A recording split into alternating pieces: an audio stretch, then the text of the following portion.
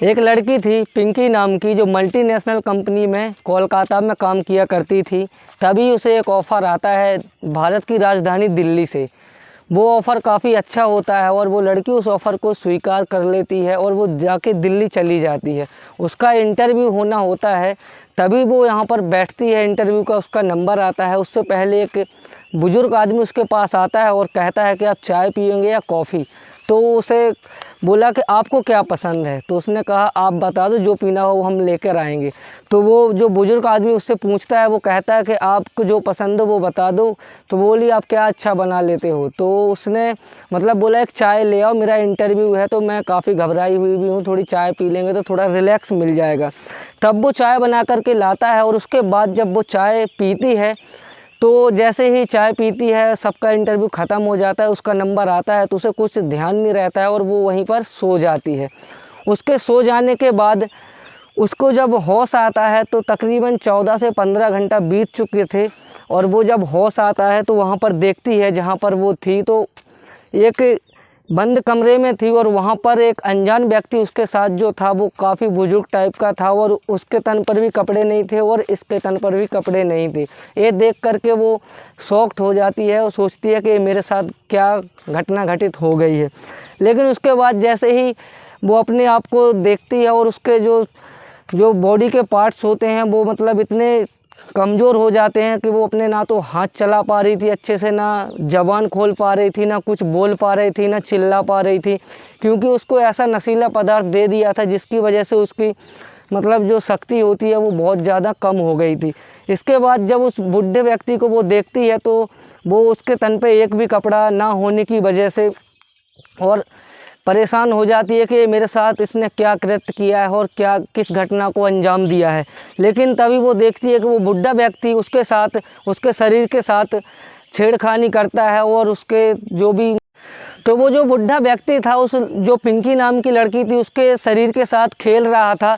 तो उसमें इतनी शक्ति नहीं थी कि वो कुछ बोल सके और उसका विरोध कर सके, क्योंकि उसको नशीले पदार्थ का जो भी इंजेक्ट कर दिया उसके शरीर के अंदर, उसकी वजह से ना तो वो ढंग से बोल पा रही थी, ना चिल्ला पा रही थी, ना हाथ पैर चला पा रही थी।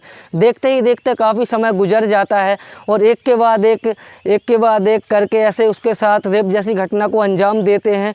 फिर कुछ दिनों के गुजर जाने के बाद जब एक कस्टमर उसके पास आता है तो उससे थोड़ी बहुत उसकी जान पहचान हो जाती है, दोस्ती हो जाती है, जिससे वो काफ़ी मतलब घबराई हुई थी। और इसको लड़की वहाँ जीबी रोड में पहुँच जाती है, कोठा नंबर 68। इसकी जैसे ही कहानी जब दिल्ली को पड़ती है, भारत की राजधानी दिल्ली को पता चलती है तो पूरी दिल्ली सहम जाती है इस स्टोरी को सुन कर के। ये जो स्टोरी थी एक कोलकाता की जो पिंकी नाम की लड़की थी उसकी थी। और फिर उसके पिंकी नाम की जो लड़की थी उसके भाई के पास एक दिल्ली करोल बाग से एक फ़ोन पहुंचता है और वो कहता है कि क्या आप पिंकी के भाई हो। तो वो पिंकी का भाई जो होता है वो कहता है हाँ मैं पिंकी का भाई हूँ, क्या बात है, पिंकी के बारे में कुछ बताओ।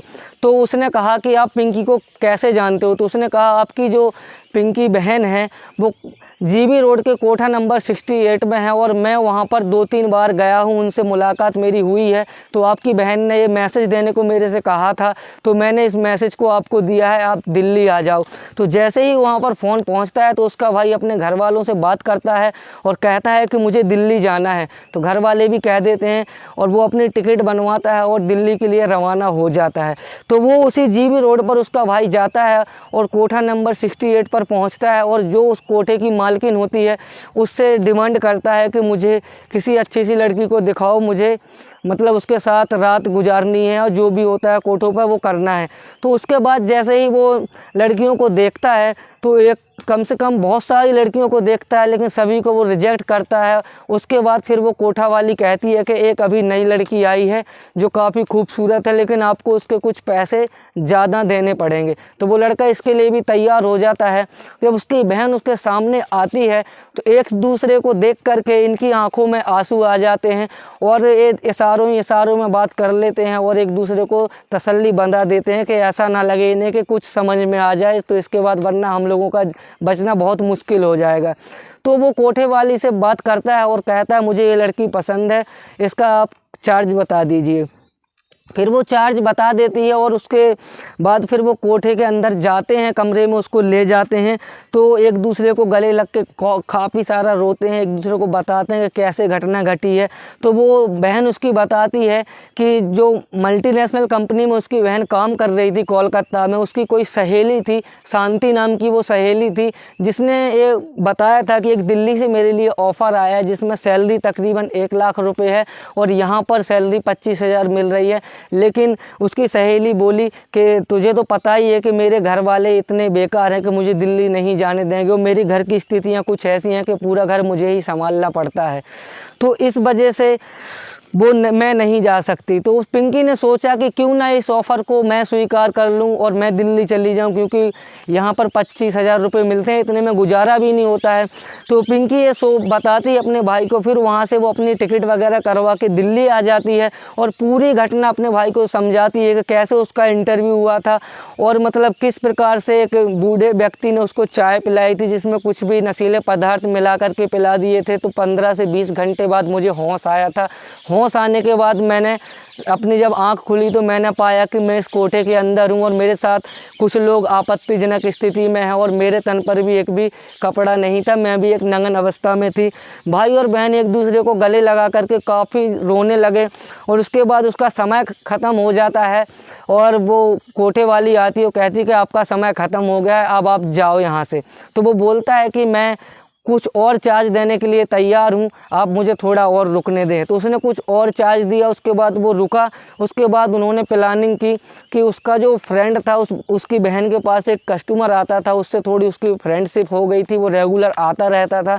तो उसने उसको बताया, उसका नंबर दिया और उसकी बहन ने बताया कि अब आप कल आना और मतलब कल मैं आपको पूरी जानकारी दे दूँगी, क्योंकि उसका समय ख़त्म हो गया था। जैसे ही वो वहाँ से जाता है और उसके भाई को मतलब ना तो रात में नींद आती है ना दिन में, काफ़ी परेशान सा रहता है और जो उसको बताया था तो उसके बाद जाता है, वो उसके भाई को रुकने के लिए सहारा देता है, उसकी मदद करता है।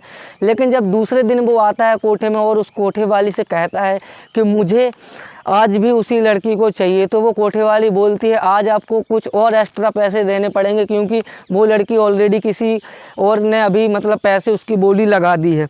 तो उसका भाई कहता है जितने भी पैसे लगने हों लग जाएं, मैं देने के लिए तैयार हूँ। तो उसने पैसे वगैरह दिए, फिर वो कोठे के अंदर जाता है और अपनी बहन के पास बैठ कर के उसकी बहन समझाती है कि पहले आप यहाँ से जाइए, जो कमला थाना पड़ता है दिल्ली में, वहाँ पर थाना है, वहाँ पर जाइए, आप उनको पहले पुलिस को सूचित कीजिए। तो उसके भाई ने कहा कि हो सकता है कहीं ना कहीं इन कोठे वालों से जो पुलिस होती है अगर वो मिली हुई होगी तो अपना बचना बहुत मुश्किल है। तो उसकी बहन ने फिर दूसरी तकरीब निकाली और बोली आप महिला आयोग केंद्र चले जाइए, जो कि दिल्ली में ही है, वहाँ पर जाइए। आप एक महिला ऑफिसर हैं, उनका मैं नाम नहीं लूँगा, वो काफ़ी मतलब वहाँ पर उस समय पर काफ़ी ज़्यादा उनकी चलती थी और वो बहुत ही ईमानदार पुलिस ऑफिसर थी। तो उनके पास उसका भाई जाता है तो वो बहुत ज़्यादा मदद करती हैं और कहती हैं, एक टीम गठित करती हैं और जो पुलिस वाले होते हैं उनके ही आदमी पहले उसके भाई को कोठे के अंदर भेज देते हैं।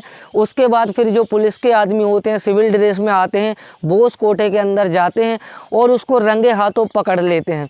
जैसे ही रंगे हाथों पकड़ लेते हैं तो फिर जो कोठे वाली मालकिन होती है उसको भी मतलब सज़ा होती है। लेकिन उसके पहले जो मतलब इस कृत्य में शामिल था, जैसे कि जहाँ इंटरव्यू वगैरह हुआ था वहाँ पर भी छापा पड़ता है, वहाँ पर भी जाते हैं तो उस बुड्ढे को भी पकड़ा जाता है। उसके बाद जिस उसने मदद की थी, जो लड़की के पास आता रहता था, फ्रेंड था उसका, उसने मदद की थी, उसने भी उस लड़के की काफ़ी हेल्प की थी। जो पुलिस वाले फिर अपनी जो टीम गठित करते हैं, पूरे कोठों पर वो छापामारी करते हैं और इनकी बहन को वहाँ से ले जा करके दिल्ली में ही पहले थाने ले जाते हैं, उसके बाद वहाँ से उनकी टिकट वगैरह करवा के इनको भेज देते हैं कोलकाता। तो ये कहानी थी पिंकी नाम की लड़की की, जो कोठा नंबर 68 से बरामद हुई थी और उनको वहाँ से पकड़ा गया था। क्योंकि कहीं ना कहीं जो जॉब के ऑफ़र आते हैं इनमें ऐसा हो जाता है कि ज़्यादा सैलरी होने के कारण कहीं ना कहीं कोई ना कोई इस घटनाओं का शिकार बन जाता है। तो दोस्तों मेरा ये कहानी सुनाने का मतलब किसी को ठेस पहुँचाना नहीं था, आप लोगों को जागरूक करना था। अगर आप लोगों को कभी भी ऐसी परिस्थिति लगती हो तो अपने आप को सतर्क रखें, सुरक्षित रखें और अपने आप को संभालें। जय हिंद, जय भारत। मिलते हैं अगले एपिसोड में, तब तक के लिए जय हिंद।